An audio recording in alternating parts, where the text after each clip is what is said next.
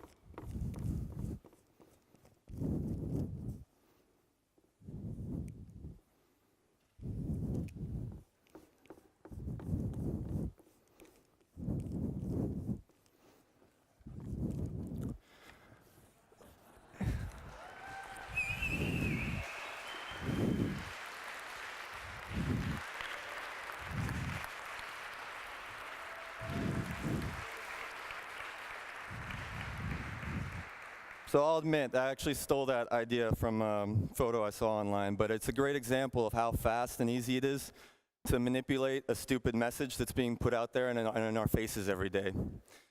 I've been painting on stuff since I was about 14 years old. The message back then was a little bit more adolescent, a little bit more sort of, fun. I was sort of playing with it, but the idea was still the same. The idea was that I wanted to change the spaces around me. I wasn't content with what was being sort of given to us on a daily basis. I saw gray walls. I wanted to put paint on it. I wanted to paint my images on that. I see signs like this telling me dumb things, and I want to change it to an actual, a good message that should be spread. That didn't go over so well with the police and also with my high school principals. I was arrested. I was almost expelled from high school, but still I kept going with it because I felt it was important, and it got me into the art community and into the art world. It later led me on to going to university, to an art school in New York, where I met some amazing artists, amazing people from all different realms. And then I continued on to Australia, where I also met a lot of interesting people. In 2005, I decided to come to Vienna, and I wasn't sure exactly where I was going to end up, but I had this idea that I wanted to open an art space for those artists who I had met, who inspired me, and build sort of a community hub for them to come and meet and to expose their art to the world. The initial reaction from a lot of Viennese was, forget about it, you're wasting your time, don't do it in Vienna, go to Berlin, go to London, go to Paris, that's where this shit happens. Don't waste your time here, it'll never work. But actually that sort of resistance from the locals motivated me more, and I wanted to create it here, and I felt like, well, if it's not happening here, why not try and do it here, and hopefully sort of inspire the locals to kind of go to the next level.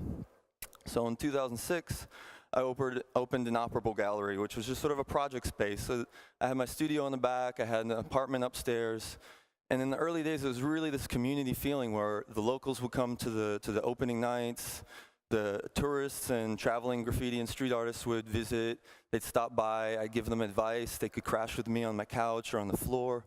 It was a real sort of nice spirit. And through that, I've made all these connections, and it was just a really, really nice thing getting to know everyone and build this scene around it. And what I discovered soon after was that actually Vienna was the birthplace of graffiti. Not many people know this. Everyone hails it as Philadelphia or New York. There's a little bit of dispute there. But actually, in 1825, there was a guy called Josef Kieselak in Vienna who made a bet with his friends that he could become more famous in a few years without committing a murder or committing suicide in a strange way, which I guess was apparently a big thing back then. What he decided to do was go around and write his name everywhere he could, and he was a hiker, so he got around a lot. And he would go into the woods, he would write on castles, on bridges, on trees, on rocks, and some of the stuff is actually still there. You can still find it. There's some stuff in Vienna too. And this guy was so well known all over Austria that there's a rumor that Franz Josef actually called him in and told him, stop fucking writing on my territory. He probably didn't use fucking, but the attitude was there. And he apologized, sorry. And when he left, his name was carved into the desk. And this is why I say, This is why I say he's the first graffiti artist, because people say the cave paintings were the first graffiti, but I'm like, no, they just didn't have paper.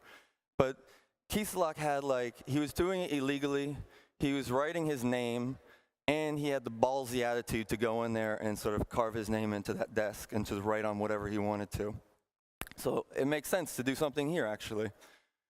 So we've been running the gallery since 2006, and we've been doing a lot of exhibitions up till date. We've done, I think, 63 different exhibitions, showed hundreds of artists. But later we kind of realized we should be going back out. We should be bringing these artists to the street, because when we have the exhibitions in the gallery, we're kind of preaching to the converted in a way. They already know street art. They're coming to see it. They appreciate it. But why not try and do stuff out in the streets? And these were some of the ideas that we were approaching and trying to get some walls and beautify the neighborhoods by doing these murals, inviting artists to take their time. There's no pressure. There's no cops coming. It's all good. We've taken care of the permits. And invite locals and international artists to come and paint walls. And the really nice thing about this is that this wall is out there 24 hours a day, 7 days a week. And it really reaches a wide audience. So I would guess probably around 80% of the people who walk past, some engage with it somehow. The other 20% are probably stuck on their iPhones just checking Facebook, being like, who wrote a status update? But, these things really they speak to people, and either they like it or they hate it or they just don't give a shit and they keep walking on. But it was just a really nice way to engage with the communities around these things. This wall, for instance, we actually, through this wall, were approached by owners of a hotel just around the corner who said, we love this mural. It looks so nice and makes the sort of area look a lot more colorful and beautiful. We have a wall in our hotel. Would you like to paint this? And we said, sure, why not? Let's give it a shot. And the idea with that was that we would do rotating walls there, that it wouldn't stay as one mural that, okay, bam, here's your painting, we're leaving now. The idea was that every few months we'd come back and paint something new on the wall.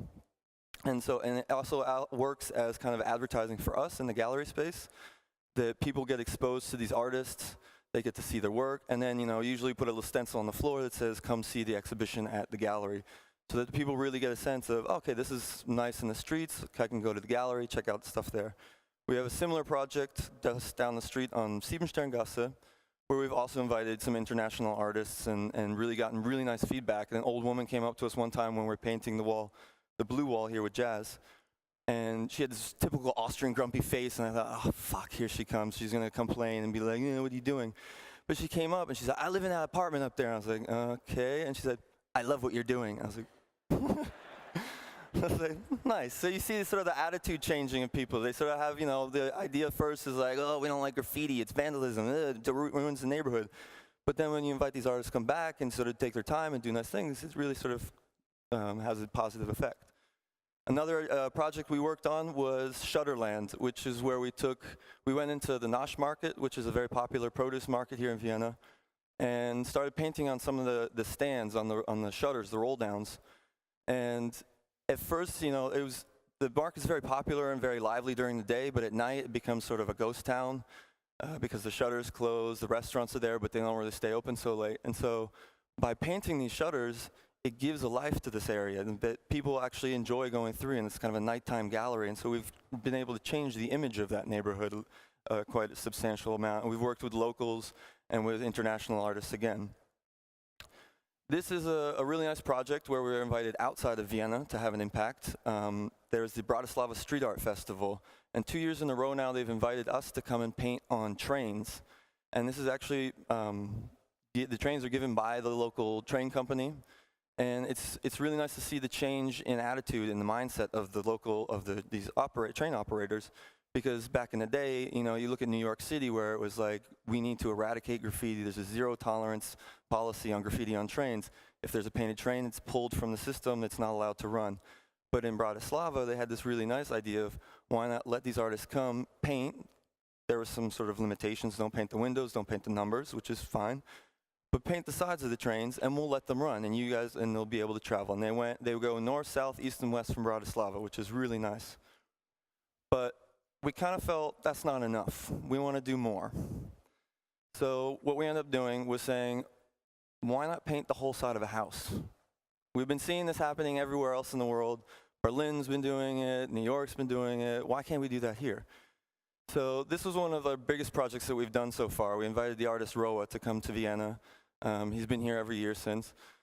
And we really enjoy doing these. It's a pain in the ass dealing with the Magistrat here. I don't know if anyone's had to deal with them, but they're a real pain in the ass. But we get through it, and the end result is this, and that's the sort of payoff for us, you know? And we've done a few of these. So this was one we did in the 9th district. It's now slowly being covered up because they're building a building in front of it, unfortunately. This is another one we did with a Brazilian artist. Actually, the Brazilian government paid to fly him over here, painted this wall in the 4th district. He's going to burn through some of these. This is another, we invited Ben Ein, a British artist, to come and paint some shutters and a wall down in the 4th district. He got into mainstream attention because when Obama came into the White House, the Prime Minister from England came over and they did an art swap. And Obama gave him a Roy Lichtenstein, and the Prime Minister gave him a Ben Ein. And everyone was kind of like, yeah, Obama, I think you got fucked on that one. But I don't know, I would love to have either one of them, so it was great. So he was here, painted that. This is the wall we did this summer. This is an interesting story because this was actually initiated not by the owner of the building itself. This was initiated by the guy who lived across the street. And he was so fed up with looking at the gray wall across the street from his house that he came to us and he said, I stare at this gray wall all day. Can you guys please do something about this? And he financed the entire thing. He checked all of the permits for us. He organized the lift for us. All we had to do was get the artist to Vienna, which, you know, actually wasn't that big of a deal in the end, so.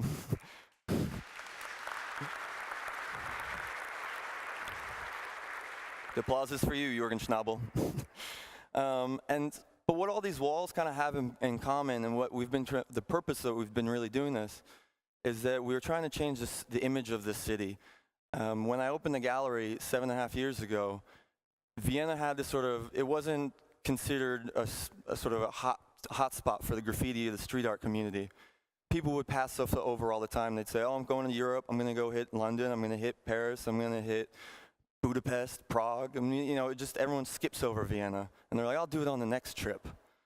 And so what we've done over the years is that by doing these big murals and inviting these international artists and working with locals, is trying to put Vienna on the global map of street art and graffiti, that this is a cool place to come and check out walls.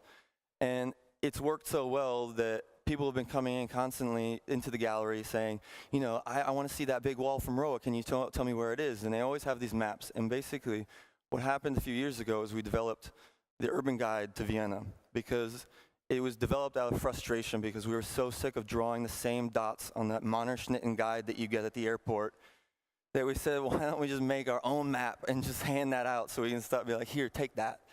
And we have it downloadable as well, so it's like, you know, everyone can get a hold of it. And this was actually financed by the city of Vienna, which was really nice to see that Vienna was sort of accepting to this idea of change, that, you know, they've got the image, the image of Mozart and Lipizzaner and, you know, big, beautiful buildings like this, that's set. They don't have to worry about that. That'll be here forever. But they want to engage sort of the young community and bring in that scene. So, you know, they sort of saw this urban edge. They're like, okay, this could reach another audience. And you see it happening around the world. Vienna's obviously one of the slower countries to catch on, but for instance, in Richmond, Virginia, they wanted to develop an art district, and what they did by the idea was that they would invite artists to come paint murals in the neighborhood, and this was sort of that would help develop that area. And it's a similar idea in Wynwood in Miami. There was a derelict area, you know, no one really went there, and now by developers coming in, inviting street artists to paint there, it's become the hottest spot in Miami. I mean, in December is Art Basel, and you know, everything basically happens over in Wynwood now.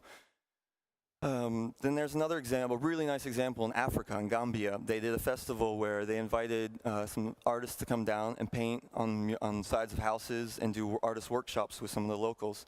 This is again Roa, the Belgian artist who we invited. He went down, and a painting like this would take him usually about 2 to 3 hours.